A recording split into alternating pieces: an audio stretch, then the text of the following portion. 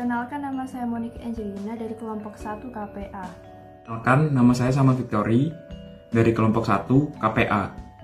Halo, perkenalkan nama saya Alan Sudaryanto, saya dari kelompok 1 KPA.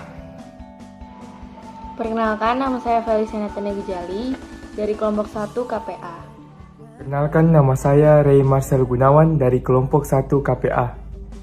Nama saya Winston, saya dari KPA. Perkenalkan, nama saya Jessa Lindoson dari kelompok 1 KPA. Perkenalkan, nama saya Vicky Carolina Talia dari kelompok 1 KPA. Saya Juan Carlos Samianto, saya dari kelompok 1 KPA. Perkenalkan, nama saya Diki Santiago dari kelompok 1 KPA.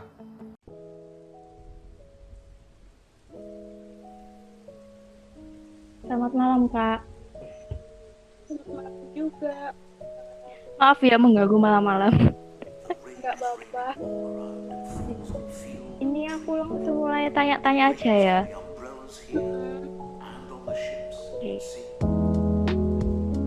Oke, pertanyaan nomor 1 ya dari aku.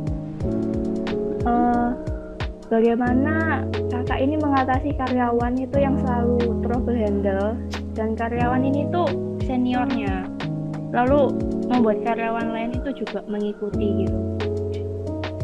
Kalau menurut aku, kita sebagai manajer harus sama karyawan senior. Jadi senior itu kan anggapannya paling atas, membantu tangan kiri, tangan kanannya manajer.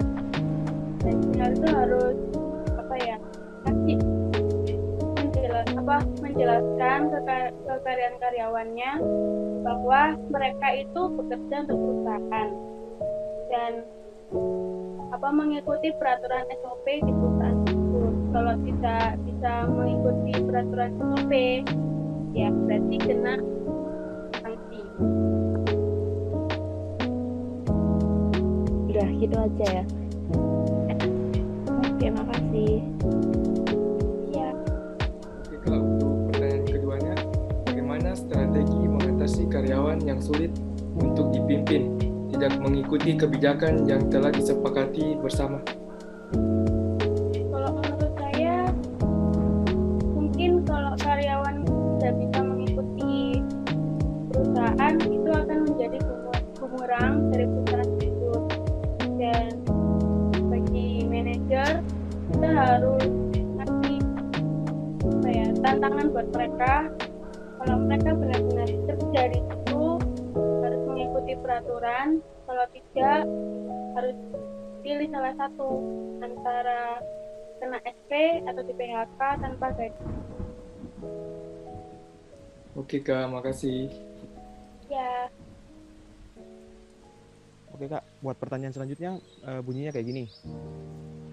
Faktor-faktor apa yang bisa memengaruhi suksesnya seorang manajer dalam memimpin bawahan sehingga bawahan mau mengikuti dan juga melaksanakan perintah yang sesuai dengan SOP? Seperti itu Kak. Faktornya itu ada 3, yaitu mempunyai semangat tinggi. Jadi anggapannya kita sebagai manajer bukan melihat bawahannya itu seperti karyawan sama manajer sendiri. Jadi harus sepadan.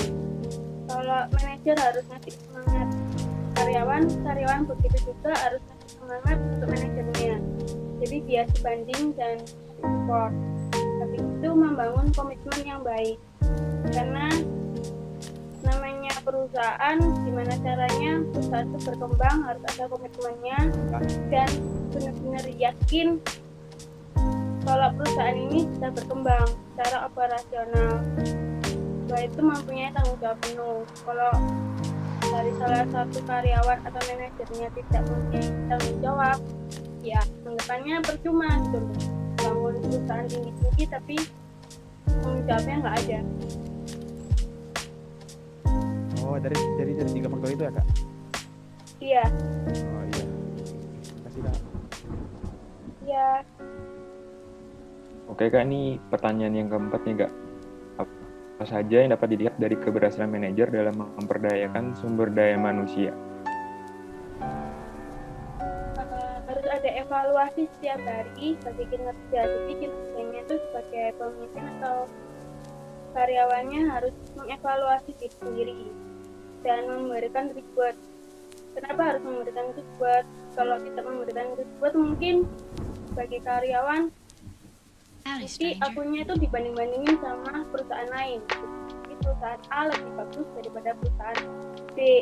Jadi sebagai manajer harus ngasih hadiah kecil untuk semangat karyawan-karyawan. Oke, Kak. Nah, selanjutnya pertanyaan yang kelima, metode manajemen apakah yang paling tepat untuk keberhasilan seorang manajer dan contoh nyatanya? Contoh nyatanya tuh memberikan arahan apa yang mereka ingin dan bagaimana caranya untuk mencapai tujuan tersebut. Kalau mereka tujuannya untuk mengembangkan perusahaan tapi mereka masih mengambang, ya itu akan membebankan perusahaannya dan caranya untuk mengantisipasi perubahan. Jadi kayak perubahan yang lama bisa diganti dengan yang baru supaya Just crazy. Tapi roda berputar lah anggapannya itu.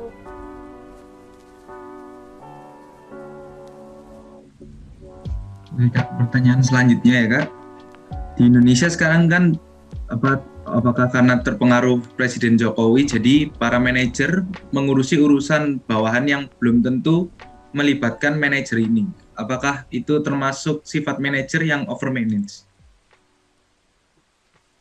Kalau menurut saya sih beda-beda ya, tergantung dari manajernya. Kalau manajernya seperti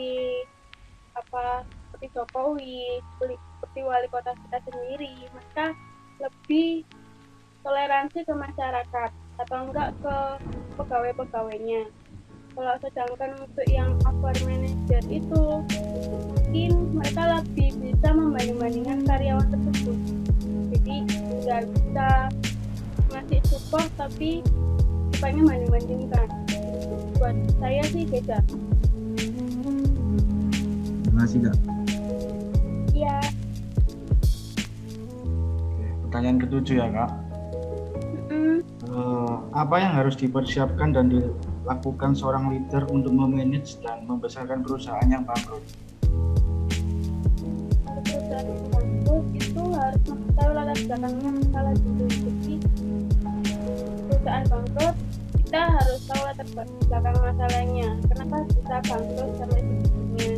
Dan membuat komitmen antara manajer maupun karyawan untuk bekerja sama, saling membangun fondasi yang sudah dievaluasi. Tuh. Oke, makasih, Kak. Ya. Sekarang selanjutnya pertanyaan nomor 8 ya, Kak. Iya. Bagaimana memanfaatkan sumber daya berupa modal yang jumlahnya terbatas secara efisien pada perusahaan dagang? Kalau menurut saya menggunakan modal sebaik-baiknya. Jadi apa yang perlu kita gunakan, kalau tidak perlu kita sisihkan untuk modal berikutnya. Terima kasih, Pak. Sama-sama. Ya, pertanyaan berikutnya, Kak. Keluhan customer merupakan hal yang sangat lumrah dalam sebuah perusahaan.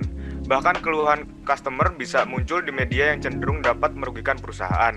Nah, ini bagaimana sih implementasi manajemen komplain yang tepat dalam mengatasi permasalahan tersebut? Yaitu harus menerima keluhan dengan baik, terus menunjukkan empati dan komunikasi yang baik untuk customer kita, memberikan solusi yang terbaik, dan komplain dari customer harus ditangani secara cepat. Oke, makasih, Kak.